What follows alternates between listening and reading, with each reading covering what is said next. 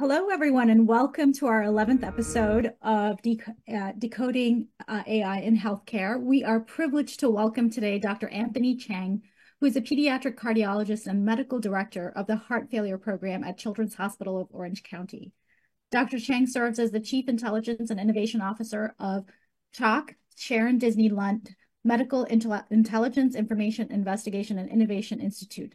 The institute is the hub of medical intelligence and innovation at CHOC, and also serves as a national and international leader.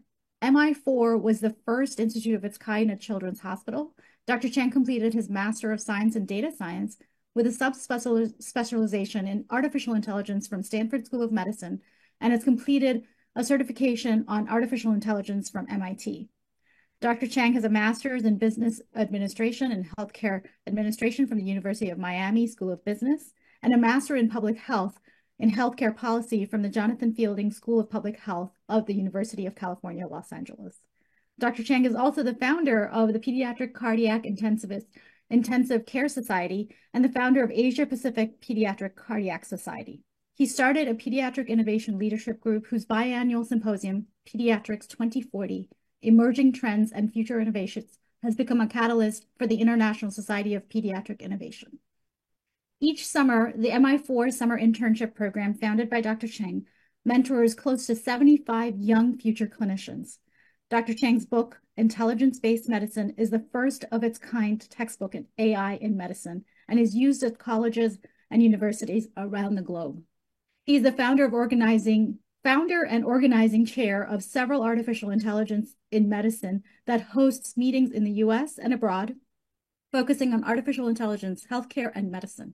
He's also the founder of MIS, Medical Intelligence Society, the American Board of Artificial Intelligence in Medicine, and the Alliance of Centers in Artificial Intelligence in Medicine, and the Pediatric Centers of Artificial Intelligence in Medicine, with now over 75 participating centers from around the globe.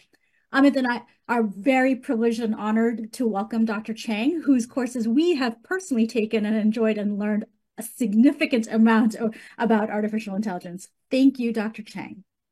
Thank you for having me today, Piku and Ahmed, and such a great reunion to see you. Unfortunately, not in person, but on Zoom. It's very nostalgic for your participation in the courses that were so much fun for me. Yes. Thank you very much, Dr. Chang, for joining us. Hello, everyone, from wherever you're joining us, you're listening to us. This is the 11th episode of the Med AI podcast. And today we're going to be having a very interesting discussion about something which is very important that keeps coming to our mind whenever we are talking about artificial intelligence and its applications in the domain of healthcare. We're going to talk about ethics, guidelines, and some regulations which needs to be there, which is there, which should be there, that needs to govern the development and the flow of the use of AI in healthcare. And Dr. Chang has been a person who's been a pioneer in the domain of AI in healthcare. He's been a strong advocate of the use of AI, and he has been strongly speaking towards ethical and regulatory guidelines for the better use of AI, the safe use of AI. So, Dr. Chang, I'm going to start with the first question on behalf of our audience. And it's like AI is not new, it's been there. It's been there for a number of years, also in the domain of healthcare with machine learning, deep learning. A lot of, a sort of a wave started off with the introduction of generative AI since 2022. And then the questions started coming in about the ethical use of these generative AI, large language models in the domain of healthcare. So, as one of the doyen in the field, what do you feel would be the primary ethical concerns regarding the use of AI, or if I can be a little more specific, generative AI in the domain of healthcare? I think there are many issues that resonate with some of the AI and ethics issues. Now, the hard part about AI and ethics in healthcare, and I think it's reflected in this excellent overview from the WHO, is that I think it's such a nascent area. I mean, AI is already relatively nascent in healthcare, probably only about 10 to 12 years old, technically speaking. When I was in school, no one was really talking about AI in healthcare. That's how new it was. Um, and we cannot expect that you have this sphere of AI and this sphere of ethics, and then there's the intersecting part of the Venn diagram here is AI and ethics. And now you add a sphere of healthcare with all its complexities.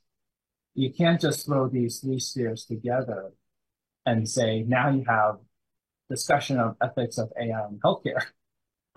It's much more, I think, difficult to figure out what the issues are because it's not just simply throwing these three domains together and have a very sophisticated analysis of what you need to talk about in the area of AI in healthcare and the ethical principles that are very important. Now, of course, some of the basic ethical principles can can cross over, and you just talk about it in the context of AI and healthcare.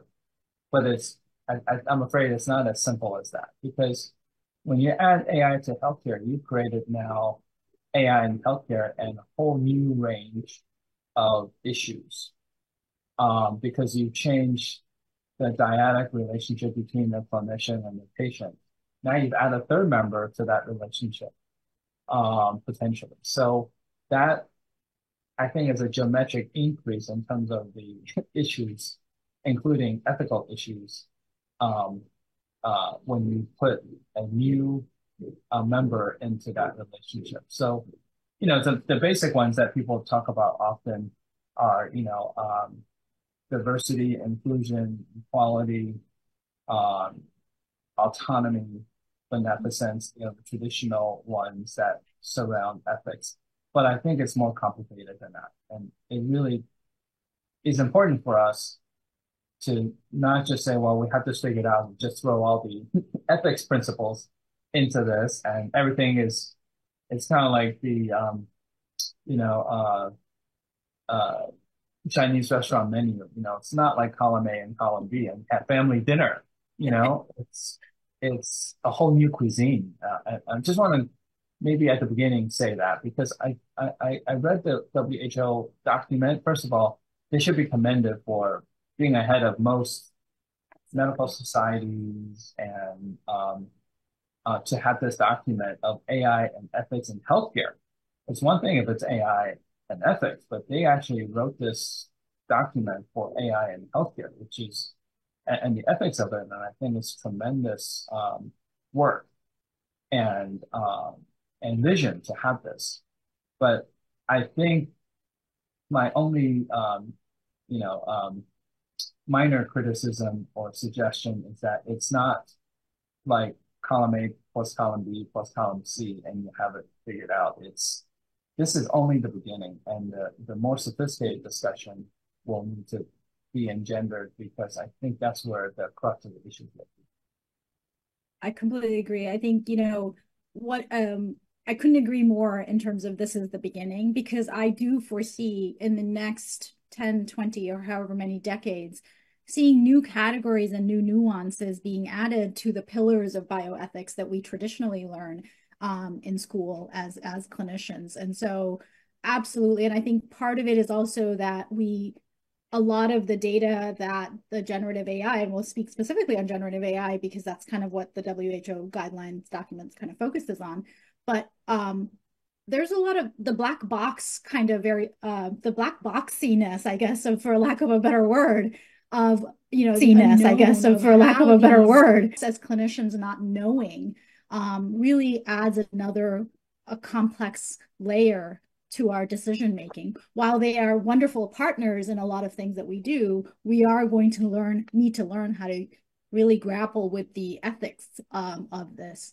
So that kind of leads to the next question I have, Dr. Chang, is about how do you think that we can regulate healthcare to ensure patient privacy and data security? And I know those are two very meaty topics, but I'd love to hear your thoughts because as you said, we're at the beginning. We don't even know what we're still learning what we're trying to grapple with, right? We have to probably redefine what patient privacy and data security means in this context. Again, I'm just going to reiterate what I said at the beginning. Instead of treating this like a new way to order in a Chinese restaurant, this is a new cuisine entirely. Yeah.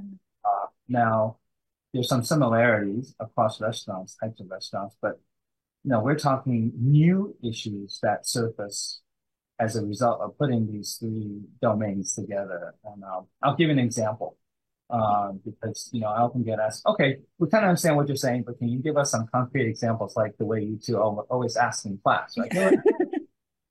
So privacy is an issue, right? The ethics of privacy. We want to assure that just because you use artificial intelligence, that doesn't violate the issue of privacy. Okay, sure, fair enough. That's a very good concern. Again, it's not like, okay, now you have AI, so you just talk about the ethics of privacy in the AI context. You have to say, of course, that's obvious. You just A plus B plus C now instead of A plus B. But A plus B plus C does not equal A plus B plus C. It's perhaps D. It's a whole new focus now because of the complexities of three complex areas. It's geometric in terms of the possible complexities. So if we talk about privacy and you talk about healthcare, we know the 18 parameters or elements of HIPAA violation for patient identity, right? These are 18 things, date of birth, et cetera.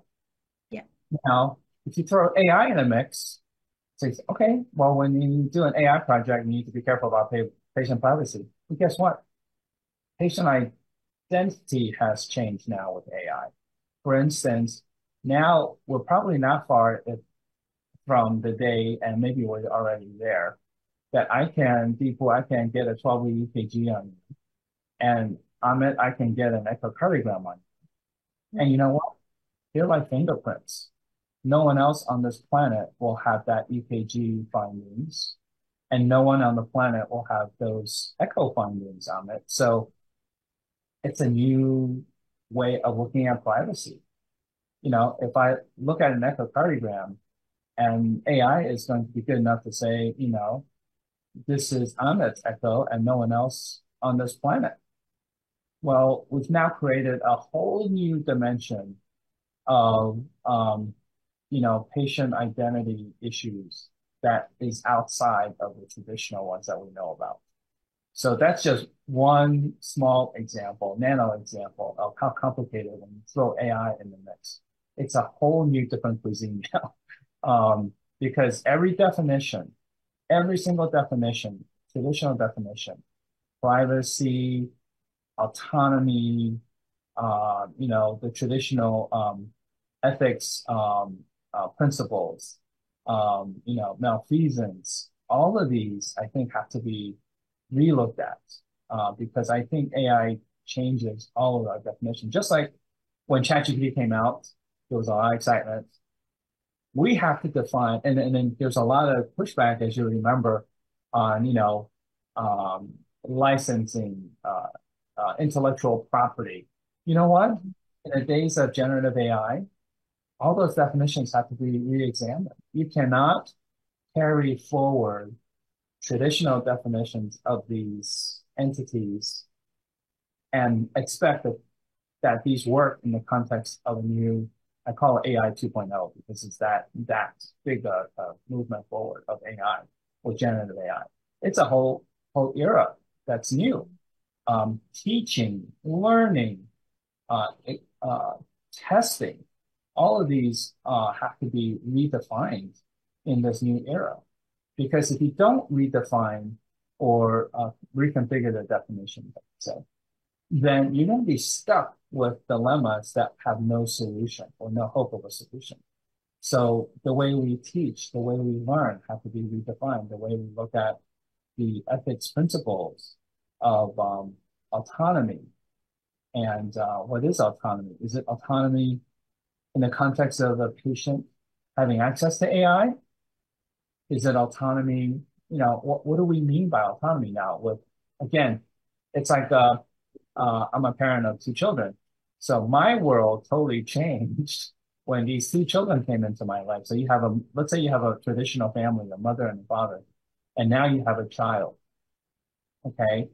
Again, it's similar to now adding AI to the mix of healthcare and ethics. That has totally changed the dynamics and the discussion of any word practically that comes up in the realm of ethics. Now, upside is I think it's tremendously exciting because it reinvigorates our affinity for ethics by having to re-examine and redefine it. And AI is always good because I think AI is like having a mirror. We have to self-examine. And I think our practice, our priorities, how we look at, ethical principles. I think it's great. It's a reinvigoration of these ethical principles, but it's also challenging that we have to really stretch our imagination to say, what are the new nascent questions that are going to be there that we haven't had the chance to talk about when we've isolated discussion to just ethics and healthcare. So, in a one word, if I can sort of summarize the vision of Anthony, is that the whole introduction of AI into the domain of healthcare has probably opened a Pandora's box of a new dimension. And that dimension will probably bring in new questions and a new way of answering those questions. So, having Maybe spoken, I'm a cautious optimist, Amit. I would say probably not Pandora's box, but how about a new world, a new portal into a new world of true, possibility true, to certainly. reinforce ethical principles. Now, an author that you two particularly should probably know is Arundhati Roy, who talked about, the pandemic. I don't know if you remember the quote that she made, but it was about the new world after the pandemic. And I love the way she described it. It's like you leave everything behind that you didn't like in the old world. And you actually mentioned data, which is interesting. And then you go through a portal. So the pandemic, she thinks, is a portal to a new world. How about if we look at AI in the domains of ethics and healthcare, and the AI is creating a portal into a new world of discussion about healthcare and ethics, rather than Pandora's box, because it doesn't have to be it doesn't have to Yeah, be negative. I totally get what you're saying. It, Right. yeah, it have to be negative, although there will be some consequences, like opening a would be. Pandora. But Yeah. perhaps we're opening a Pandora's box as we go through the portal. How's that as a company? All And chaos will break yeah, we loose. should also know the ways of closing the Pandora's box so that the portal stays open. Yeah. So we talk about the privacy, we speak about the security. Yeah. One very important point that comes to the mind of clinicians, and as more and more we see the nuances of use cases of these AI tools in healthcare, is the transparency of these models. What are your Mhm. thoughts on this, Anthony? Like, there was an instance which was said that if any pharmaceutical product or if any food group or a food product can have a labeling, why shouldn't an AI tool have a labeling that speaks about its how it is created, how it is deployed, what version it is using, and how it is reaching up to that particular output that it is supposed to in a transparent way? Would that really mean transparency of that tool? And what are your thoughts on this transparency aspect in the application of these AI tools in healthcare? Well, you've gone through my course, so you perhaps can answer the question. But I think without belittling the significance of the concern for a black box perception of AI, is that I think it's over dramatized, to be honest. I think Hmm. how many times when you get a toaster and there's an instruction book for the toaster, you actually read every word in that instruction Yeah. book. I just got a new device. I love devices. of something simple, and I didn't even look at the instruction book, never mind reading it. So I think we need to trust it. That's the main thing. Is we need to develop a trust, just like we develop it. I'm a cardiologist, so I have to trust pacemakers. I just saw a couple of patients with pacemakers yesterday.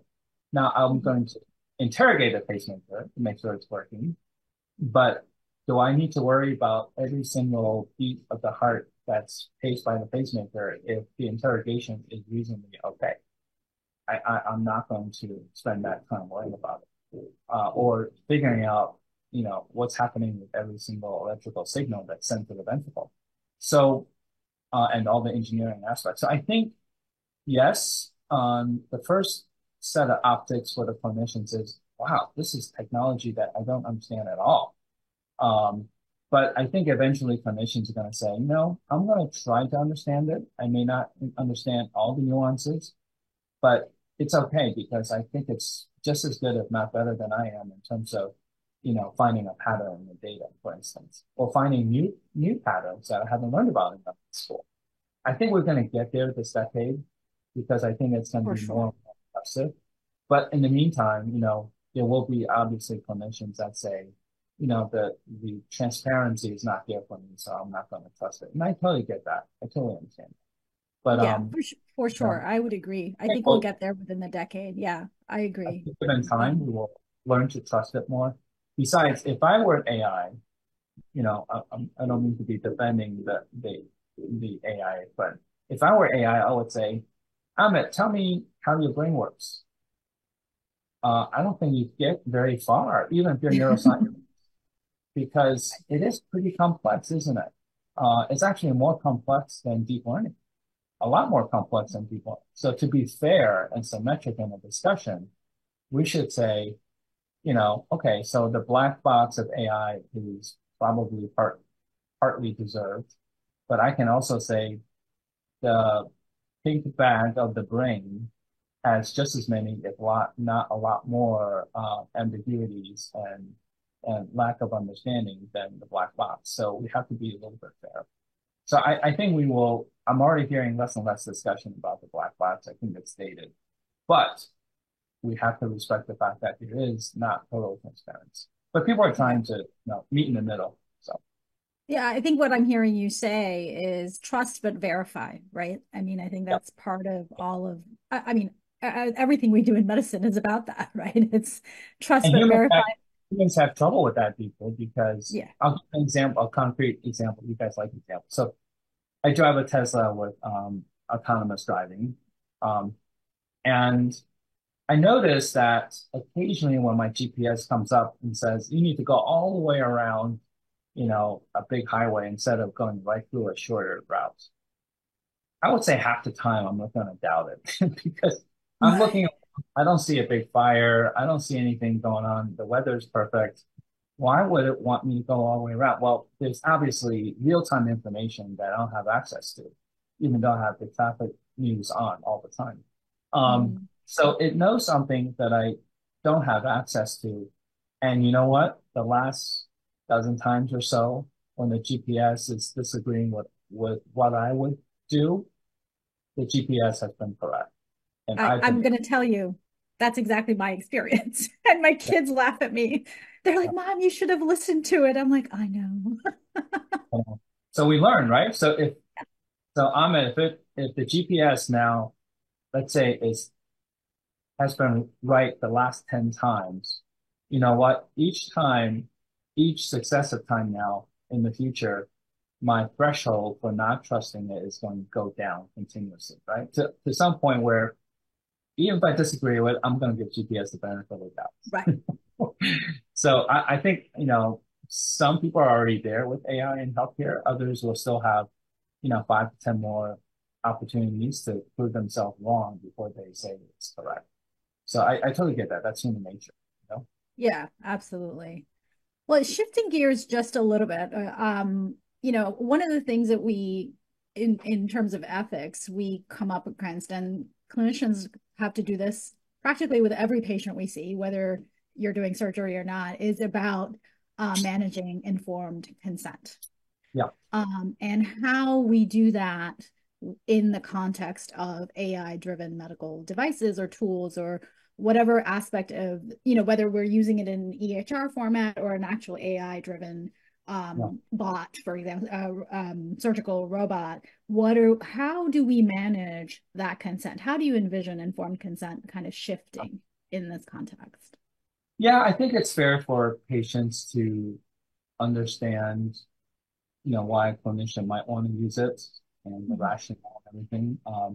Just give an example. Yesterday, I was referred a patient who didn't have obvious cardiac disease, but just had a clinical enigma. And it's a adult cardiologist who's a friend of mine in the community said, I have a friend who has a daughter and no one can figure out what she has. Mhm. Uh, do you mind looking at her as a pediatrician as well as a pediatric cardiologist? I said, sure, I'd be happy to. So I saw her yesterday. And I told the mom that, if it's okay with you, after, got a history and everything. And I think I have a guess as to what she has. Um, do you mind if I use an AI tool to add to my capability to help with the diagnosis and the clinical, plan? And she said, by all means. As a matter of fact, our family friend, the cardiologist that actually says that you are into this area, and that was added to the excitement that we actually have you to see, is that we really want you to use whatever you need. So that reflects the Pew survey that said that of all the sectors in our society, that our patients, the lay Are people, demanding actually it. want healthcare providers to use AI more, not less, to help with the diagnosis or help with treatment plan.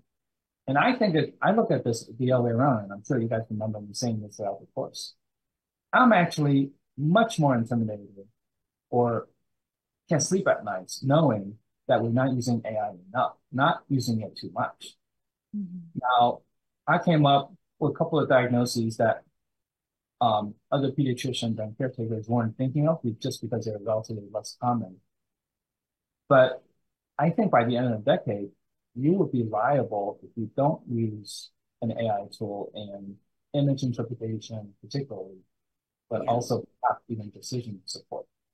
Because no one expects you to remember the 10 to 20 less common differential diagnoses of a certain condition. Yeah. But if you miss it, the standard of care is that as more and more clinicians use it, that's going to become the standard of practice. Now we have access to, as you said, all the centers of AI in healthcare, and it's still, even in the centers of AI in healthcare, not many clinicians are using a large language models as a clinical tool in the clinic. Like I think I might be the only one actually. But what if we turn that around, Yeah.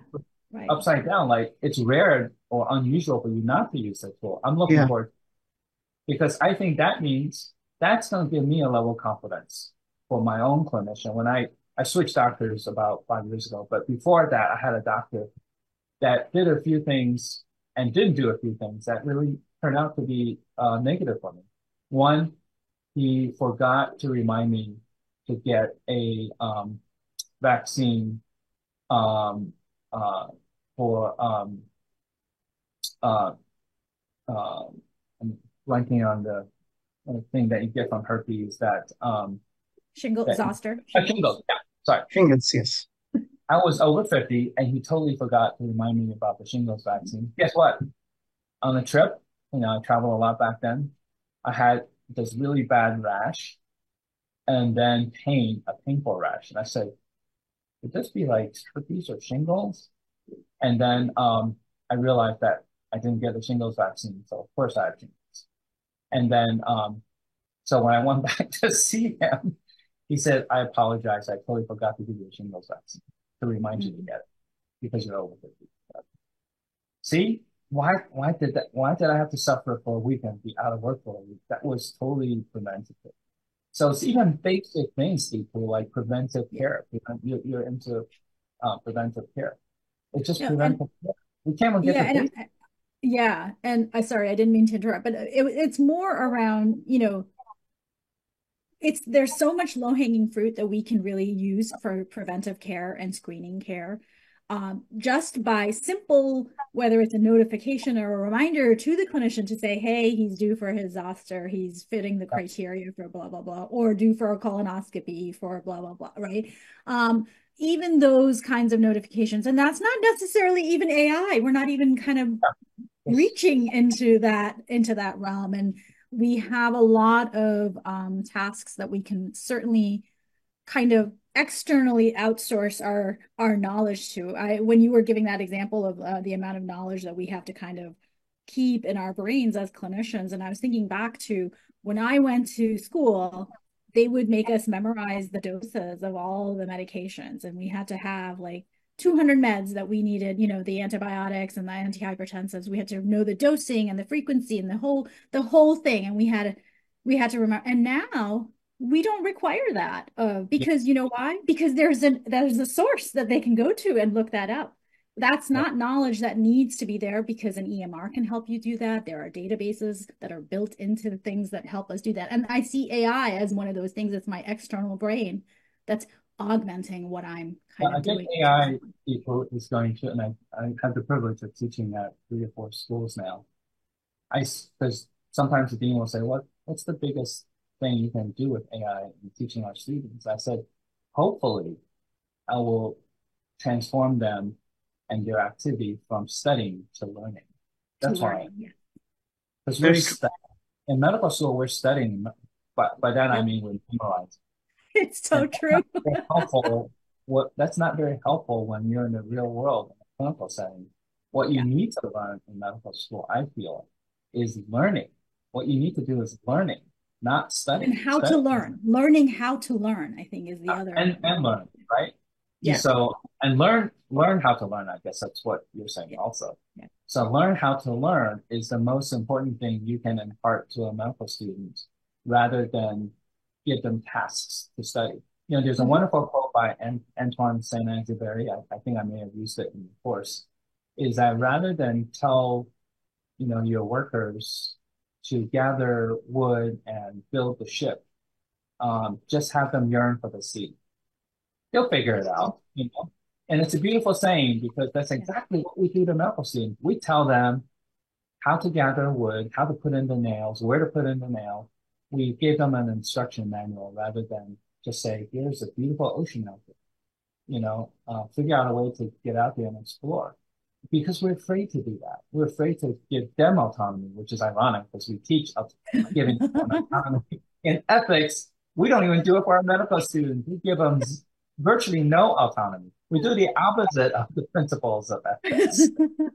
So taking up a lot of those automation tasks, things which can be automated, a lot of repetitive tasks. I think that's what AI is going to play a very crucial role in the domain of healthcare. And so I will just take it forward a little from here and come back now with a revert question to you, Anthony. That, when you automate a lot of process, especially in the domain of healthcare, you are risking chances of automation biases, and just not automation biases, but a lot of other biases come in. And in the domain of healthcare, for a clinician, a budding clinician, a clinician who's seasoned, who's practicing, it does have an impact on his cognition, on his the skills of thinking and diagnosing. And how do you see the ethical lines being placed in these domains? Yeah, no, great question. I gave a talk at the AMA recently, a couple of weeks ago, and a OBGYN got up and asked me a question. Are you afraid that, and similar to yours, Amit, are you afraid that younger generation will listen to you rather than listen to us? I'm not really apart from you, but that's what I'm saying. I'm a senior clinician too, right?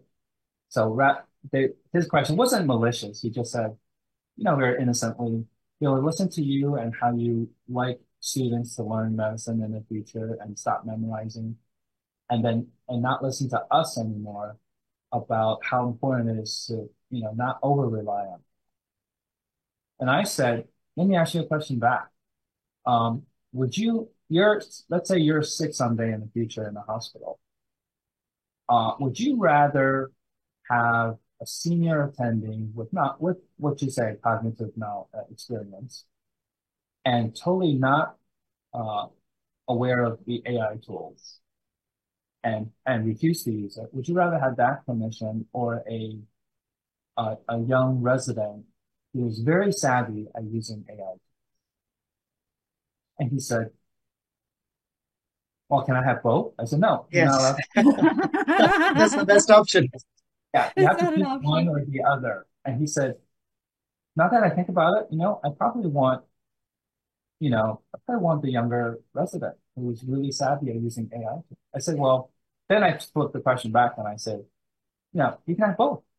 You can have a senior clinician who's cognizant of AI tools, use AI tools, and that's the best of both worlds. And I said, that's my point, is make everyone be the best of both worlds, young and senior, so that you don't have to choose. And I said, that's my point is don't have to choose, have the best of both worlds. Make sure the senior clinicians, though, have those AI tools, and maybe the senior clinician can work with the resident to show the AI tools. Yeah. But whatever you do, make sure you have the best of both worlds.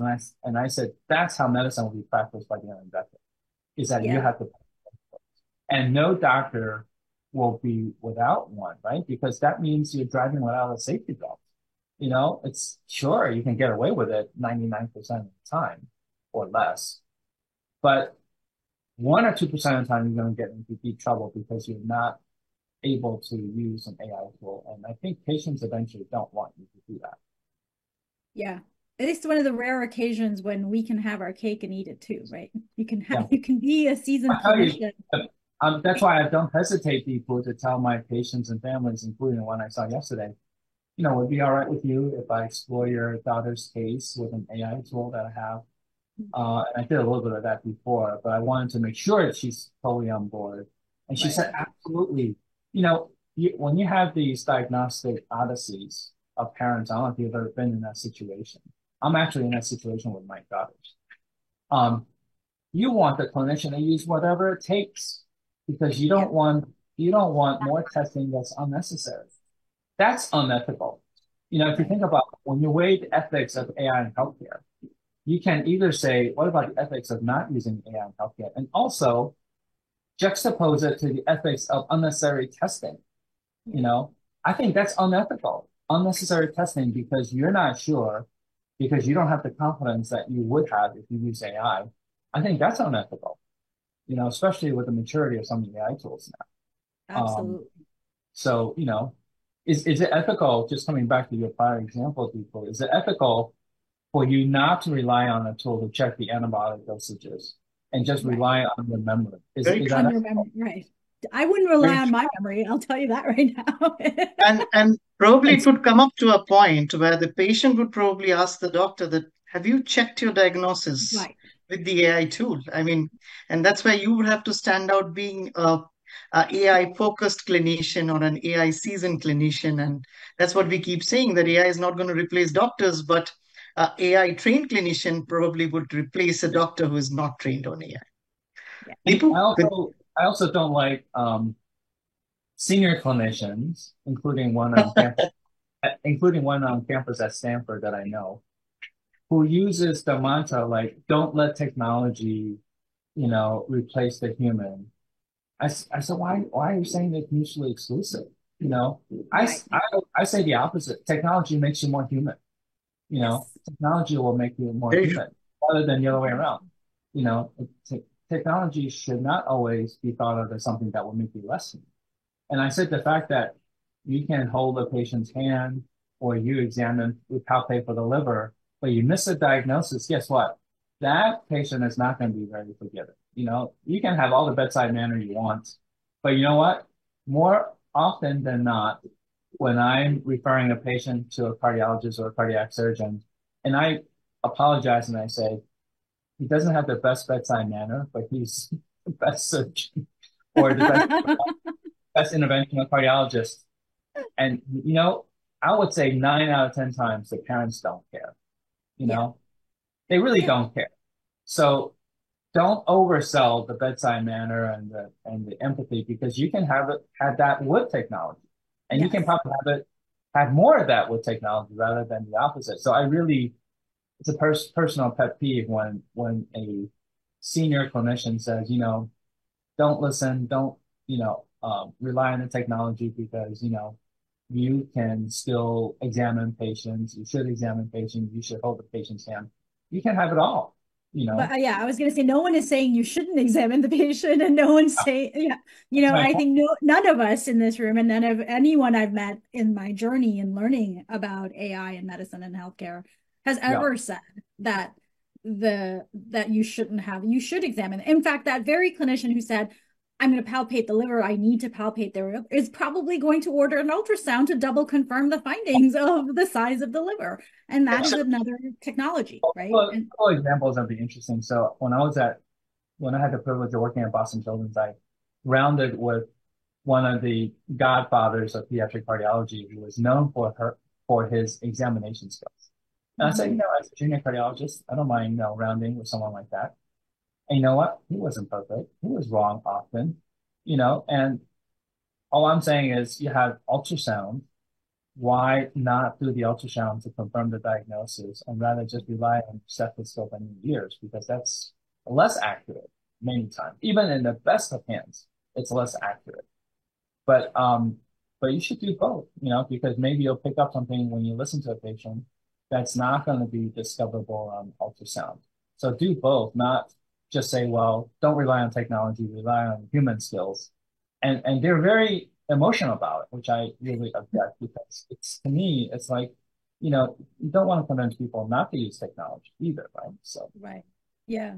Well, so I guess carrying that piece of the conversation forward, how do we, I mean, the current medical guidelines, how do we address the ethics in the current landscape to address the accountability of AI in the decisions that we make? So if we maybe use the same ultrasound example of making decisions, I think the ultrasound is now paired with an AI algorithm, right? Which we all think is actually beneficial because we're using ourselves and our expertise and knowledge paired with the AI.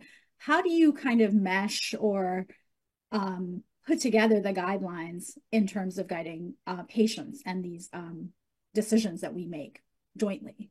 what I think is going to drive all of this more than guidelines is proof that it works for clinicians. Yes. You're so trite with this answer, but we can have all the guidelines you want. And you know what? How many times both of you practice? So how often do you really follow the guidelines or even look it up? You know, not 100% of the time, I know. Not And please, 100% of it for one. I'm Yeah. not telling the truth. Because there's so many nuances, Mhm. So I think it's going to be a difficult journey. It's a journey we must embark on, to figure out how to evaluate, AI tools in terms of ethics, in terms of autonomy, in terms of malfeasance and all of that. But I think it's going to be little by little. It's not going to be. I read the executive order from the Biden administration. I read the WHO document. It's not that they're oversimplifying it, but they're certainly underappreciating all the nuances because I bet those people that wrote it up, I bet the people that wrote up AI and health, the ethics of it from WHO, I don't, I haven't looked up the authors or the community members, but I doubt that there are too many people that know both AI and healthcare on that community. I bet Mm. it's ethics experts and then maybe Data. there are clinicians, but there are not many that are bilingual. And I think you must be bilingual to really appreciate the crux of all of this because it's that hard and that complex. I'm so Now, glad you said that use the term bilingual, and because one of the things that I now start telling faculty who I work with, my colleagues and the students, is that we're going to need to be bilingual in a different way. And that while it means things like Spanish and Mandarin and all the other languages that we historically define as bilingual, we're going to need to know the language of data science and algorithm and computer science, at least at a very basic level, right? the And this is coming Thanks. from someone, I don't have that language knowledge base, and it's something I'm You going to are. have to You're gathering that knowledge. You're conversational, right? So, and then that's we ethics, people, it's actually trilingual because, as I Hmm. said, it's True. a third language of ethics you're adding on top of that. So we need trilinguists to really guide us, not people that speak one of the three languages well, because like they don't really see the other two worlds intimately. So the questions they have and the principles they have are not necessarily on target, you know? So we need to nurture a generation of trilingual clinicians that can speak AI and ethics, and there will be a few Yeah. who are equally, well versed in all three languages, and who can actually start putting this together. Until we get to that point, we have to be really humble and say Yes. we have a lot to learn. We have a lot to We have learn. a lot to Sure. learn. I Sure. and I put the hope in all of our kids, right? Like our kids need to be trilingual by the time, even whether they work in healthcare or not, is my So, hope. Deepu, going back to that point of accountability, often our clinician friends and peer groups keep asking us this question, like, suppose you're using an AI tool for making a life and death kind of a medical diagnosis, and it goes wrong, who do you hold accountable? Now, if you read the recent WHO guidelines, which has just come out, Anthony, it says that, there you have the manufacturer, you have the deployer, and then you have the end user. And at every level, there has to be a degree of accountability that would probably keep the strength of the large language model running. So, what are your thoughts on that? Like who should be held accountable and what would be the current practice? I mean, you often speak about the law coming in here and those things coming in as well. So how do you see that? What are your thoughts on that? Specifically, what are you asking? That was a very So the broad. Yeah. yeah, the accountability in terms of the deployer, the Okay. manufacturer, and the end user of any So large language model or generator. So as if AI and health and ethics isn't complex enough, now we're adding legal. Um, but that's all coming. And I think you remember me saying that I predict that the what's going to come first is not getting sued for using AI, but getting sued for not using AI that's Yes. effective. And I hear rumblings that I may be right, that our health system is being looked at now for not deploying AI tool and what's a negative outcome. And I predict that because it's so much easier to To use prove it. that you didn't use an effective tool than using an AI that led to a negative outcome because the ultimate accountability is with the clinician. So the clinician's always left holding the bag if something went wrong with the use of an AI tool. Now, you can start co-naming, and I think that's going to happen too. You name the Right. the vendor also in the suit, and I think that's going to come also. But I still think not using the AI tool is going to come first, and because I have about 10 dinner bets out there that what I'm saying is not going to be true. So we'll see. I have a lot of dinners to go to, 3 dinners if that happens. But it doesn't really matter greatly what comes first, but because I think we need some legal framework for all of this, right? But I do think Yeah. that in some instances, particularly screening for cerebral vascular accidents, CVAs, is top of the list in my mind in terms of changing the way we perceive standard of care. So even when you add AI and healthcare and legal, again, it's similar to what we discussed at the top of the hour. It's a new cuisine. It's not like you're just putting the same dishes, different dishes together. But the cuisine has changed. How do you define um, some of the legalese for in the context of AI and healthcare, and I'm exploring that. So that's going to change also. Standard of care perhaps won't change as a definition, more than 50% of the community, but you know, um, access to AI perhaps will need to be considered compared to access to technology. Access to AI is not the same as access to, let's say, a rescue heart lung machine in ECMO situation, rescue. So it's all different now. So you have to consider that. So I do think accountability is there. Now, there is something called the learner intermediary rule from Mm. the drug era, or just with new drugs, that a physician can be named in a suit even if you claim that you don't understand the principles or the mechanism of action of drugs and devices. So you're liable. So in other words, if even though I'm not an electrophysiologist and a cardiologist, if something went wrong with the pacemaker, everyone's going to get named in the suit, me included. It's my patient. So I can't say, well, I'm not a pacemaker expert, so don't blame me. You cannot displace accountability if you're a clinician if the system is using AI on it. So you're accountable. So, but Yeah. certainly I can see in the future where a company's going to be viable. I mean, look at what's happening out here in the AI world, right? Google, Microsoft are all getting sued for different things. So I think, we have a culture here in the US where you're accountable and you can get sued for that accountability. And I think that's going to happen too. Yeah, I guess it's going to just keep on evolving, and probably the laws would also have to evolve Yes. as we go on, as we go on. The So, other thing, Anthony, as you know that we have a lot of audiences joining in, and there's a couple of questions that has come in, and I would really like to bring in a very interesting question that has come in from one of our star speaker of this show itself, Dr. Harvey Castro. He wants to know that in what ways can regulatory frameworks, like for example the FDA's, adapt to the rapid advancement in AI technology to maintain their ethical standards in medical applications. yeah.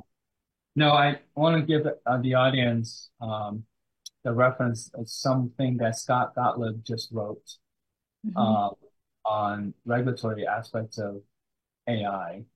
And I think while his piece is very thought-provoking, again, as I said, as far as I know, I don't think he has an AI background. So he's well accomplished as a FDA former FDA commissioner.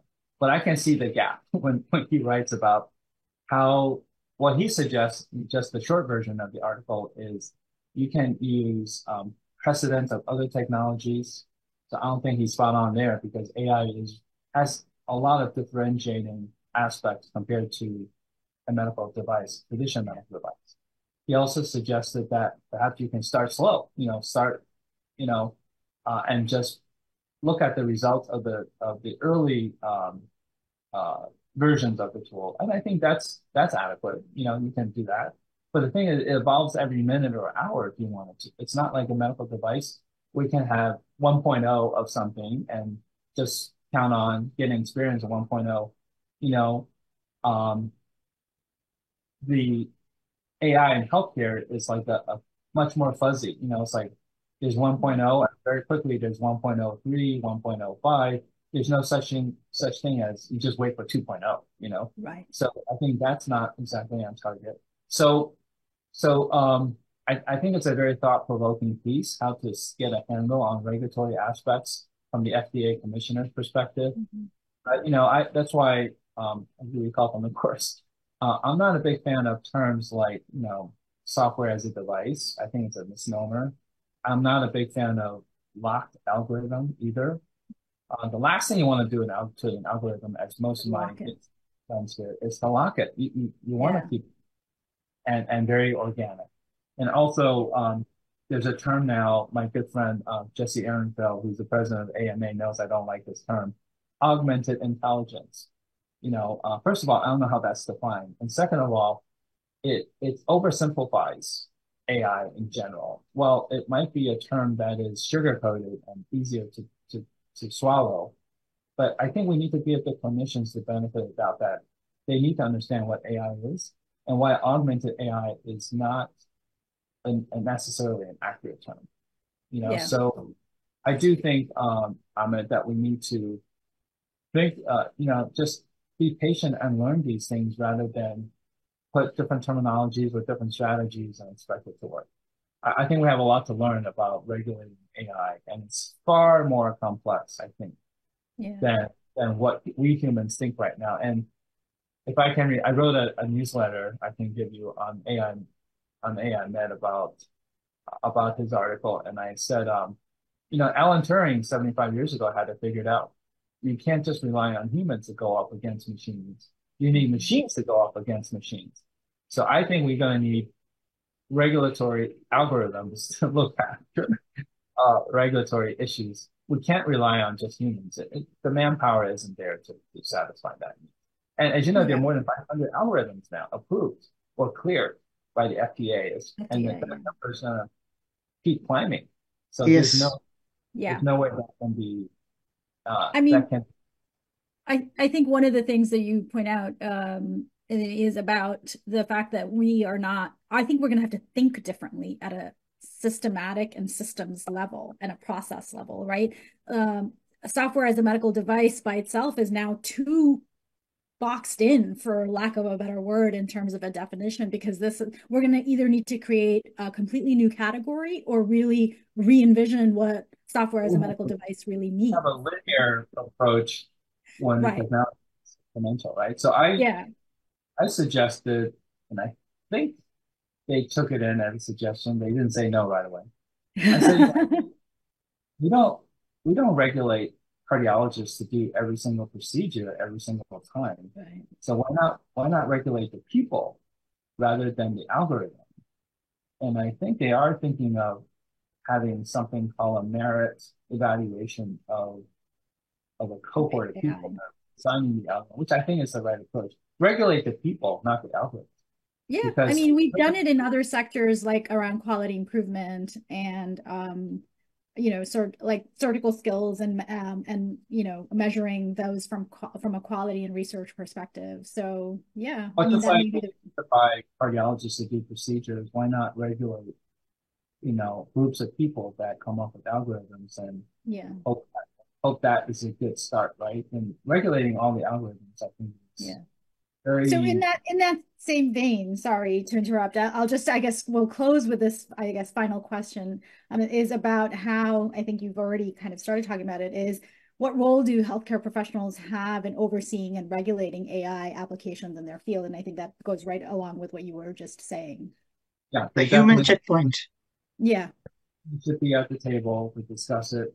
They definitely should try to be bilingual or trilingual in this process Mhm. and take the time and the effort to learn about the domains they're not familiar with, rather than assuming that by exerting what they know that they can come up with a solution. That's not going to happen. Yeah. And I see so many very well qualified people writing about this, but I see big gaps. And I think it's because they're not truly bilingual or trilingual. And we need Mhm. to nurture those people and give them every opportunity to make the contribution. And the gaps are opportunities for more research and more conversation. More Yes, collaborations exactly. with the technocrat world and the Hmm. medical fraternity, and that is Yeah. something that we are all. Yeah, I think rather than multidisciplinary or interdisciplinary, I think the new word is transdisciplinary. To Yeah. have people who are Absolutely. bilingual and trilingual to work together is, I think, the most powerful coalition that you can hope to have. 100%. I mean, the future teams, healthcare teams are going to have, and I've said this before, and I think I have learned it from you, Dr. Chang, is that we're going to have data scientists and engineers on our healthcare teams to help us make informed decisions for every patient that we see. They'll be a part of our rounds, you know. Yeah. Well, you'll be happy to know that I don't just talk the talk, I walk the walk. So you probably don't know this, but Alfonso, who's one of the core Yeah. faculty, has Mhm. joined my because we enjoy teaching so much. Fantastic. That's Okay. awesome. Fantastic. And we'll be having Okay. Alfonso on our podcast Oh, a okay. little later this year. He's Yeah, I So would yeah. love to. such a So delight. so just coming to the teaching question, and this is a very interesting question, and I think we'll be ending with this because this is a question that Anthony would love to answer. And this question is from Dr. Raja Lakshmi Narayan, and he wants to know that what are the ways, in your point of view, that AI can be included in the basic medical curriculum? Yeah. Anthony. Well, I have a different approach than just teach a course on AI. I think people have done that and have not been terribly successful. I believe in embedding and immersing. So I was just going to say, Alfonso comes to my clinic every Monday, and we spend Monday together seeing patients together. And the added bonus for me is he speaks Spanish better than I do. Um, so there's He's another, he's augmenting your work. really He's bilingual. augmenting you. Right. So I think with medical education, I think you have to be embedding AI topics into the curriculum. So by that I mean don't teach, Python, but teach how students in the future can use, transformer architecture to learn from and also use their imagination to come up with solutions for patient care. Right. Teach them how to do generative AI, teach them what deep learning for medical image interpretation is about when they're learning radiology. So rather than coming up with separate courses and learning programming, I, at least I've had success saying to the medical school deans, why don't you give me your curriculum for this month? And I will think of embedding AI topics into Yeah. into the traditional topics. Like, let's say they're learning about ophthalmology and I will, talk about diabetic retinopathy being interpreted with deep learning and what deep learning is. So Mhm. I become secondary, but very, very, much throughout the whole curriculum, embedding a biological motif into the molecule rather than becoming a new molecule. Right. Right. That's It's wonderful. it's much more labor intensive, I have to say. But you I know mean, what? I'm having fun And being we're a all medical. trying. I mean, I can speak for yeah. myself. We're all trying to model what you're, preaching. So, But I'm having And fun being a medical student again because, it was nice to review a lot of the topics because it helps me as a clinician now to yeah. know, to refresh my memory on a lot of the things. So, I think perhaps that's an approach is without disrupting entirely the medical school curriculum, try to maybe this is the espionage part of me,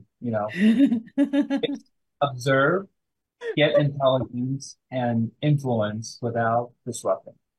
I think Yeah. medical school teams particularly are not here for disruptions too much. So I'm No, having fun. they're too busy memorizing stuff rather than but learning. it's a change. It's a change. It's a wave, and that's coming, and that's happening. And I'm sure the students will be in the forefront force to make the change, and that would probably force the curriculum to be changed. That's probably how it would Much go. more likely to learn with AI. So with AI, you can learn rather than Yes. study.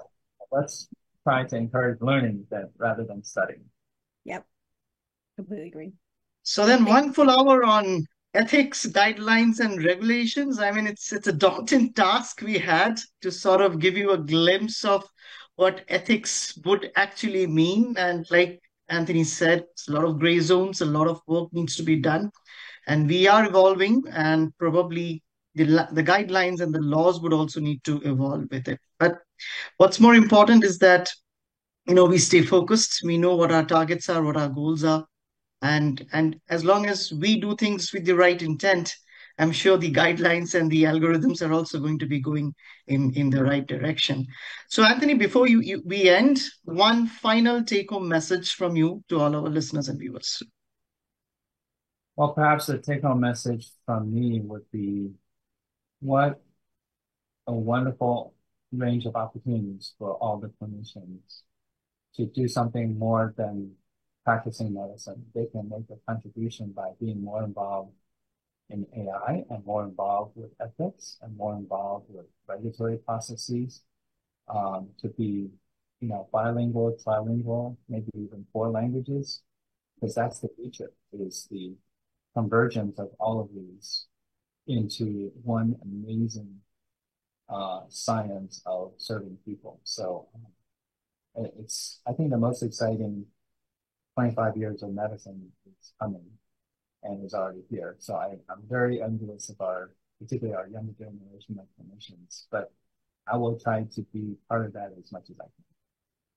I'm going to echo what you have just said. I have not been this optimistic about the future of healthcare since AI and generative AI have kind of come onto the field. Well, thank you very much for your expertise, your knowledge, and thoughts on AI and through the lens of ethics. and many more. You can follow Dr. Anthony Chang on LinkedIn. We'll put the links in our video posting of this podcast. And we'll see you again in a couple of weeks with our next episode. Thank you, Dr. Chang. Thank you both. Thank you. Thank you, everyone, for joining in.